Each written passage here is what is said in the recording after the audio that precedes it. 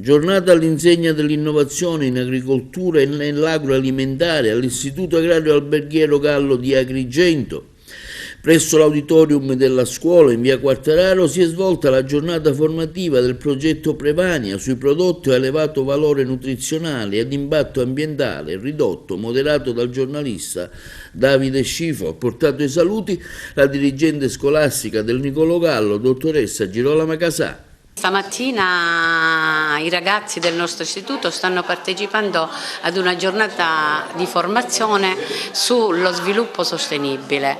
Io stamattina, dando il saluto, ho parlato dell'Agenda 2030, del 12° punto e obiettivo in cui parla di valori sostenibili e anche di una scuola di qualità e inclusiva del 4° punto. Quindi la scuola oggi è ben felice di accogliere gli organizzatori di questo progetto affinché i ragazzi possano acquisire competenze sia sul valore nutrizionale e sia anche sull'impatto ambientale che spesse volte con le culture che abbiamo, le culture che noi abbiamo, andiamo a vedere e ad affrontare. Quindi questo è stato il nostro impegno stamattina. Sono contenta, i ragazzi sono soddisfatti, alla fine avranno una degustazione di questi prodotti che fanno parte di un sistema di produzione biologica sostenibile per evitare l'impatto ambientale. Parliamo di questa iniziativa oggi qui al Niccolò Gallo che coinvolge anche gli istituti e non solo. Oggi è un'importante iniziativa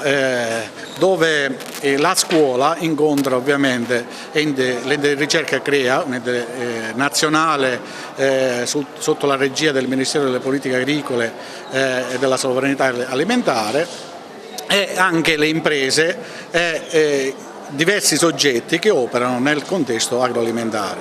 È importante perché questi progetti permettono il trasferimento dell'innovazione e la conoscenza di quello che è l'innovazione oggi nel comparto agricolo e agroalimentare. Per noi è importantissimo perché, essendo che la scuola ha diversi indirizzi, quindi dal tecnico agrario all'alberghiero, parlare di cibo, di innovazione nel contesto della nutraceutica, quindi nuovi prodotti, e di impatto ambientale nelle coltivazioni, per noi è il pane quotidiano. I ragazzi hanno modo di toccare quello che è il contesto reale e quindi di poter trasformare quelle che sono le conoscenze acquisite nel contesto scolastico in vere e proprie competenze. Parliamo di questa iniziativa, in cosa consiste?